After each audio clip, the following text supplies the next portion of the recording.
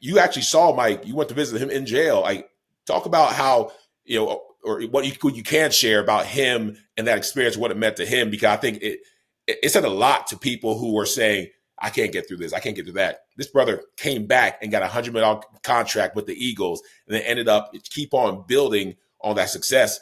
That's unheard of. You can write a book or 10. Yeah, it's a great redemption story, to be honest, because, Mike was in a dark place. He put himself in a dark place. So, yeah, he accepted responsibility for that. But, you go back to when Mike was indicted, we had that team meeting and they're talking to us and saying, I was there.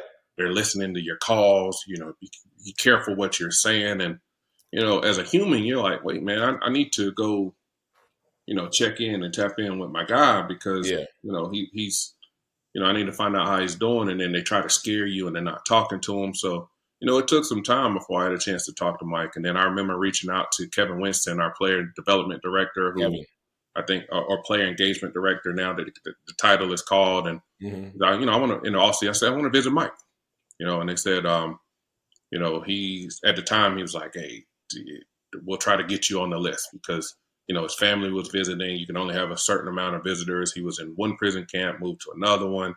And then I finally got the call from Kevin to say, hey, got you on the list. I immediately booked the flight, flew to Kansas City. It was at Leavenworth. Get the rental car. I'm taking off. I'm pulling up, and I pull up to Leavenworth Federal Prison.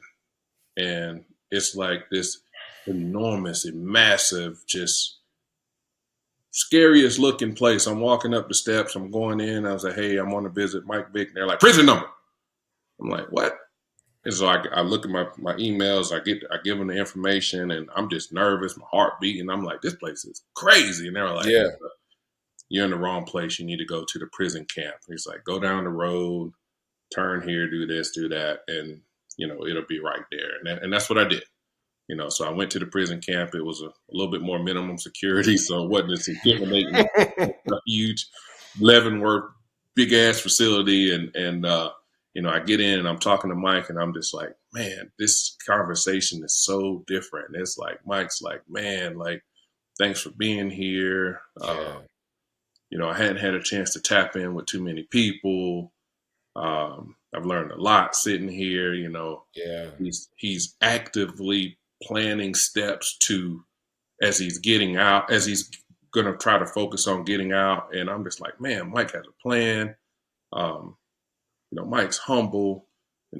He's kind of had a chance to sit with everything that's going on, sit with his responsibility, sit with how he's going to make amends. And he's done well, man. He's come out and spoken to many groups and done things, still gets a lot of backlash, but look, he just keeps his head forward and just says, look, I'm going to just do the most positive things that I can. All you can do. I can't change every heart out there, but I'm going to change them, as many as I can.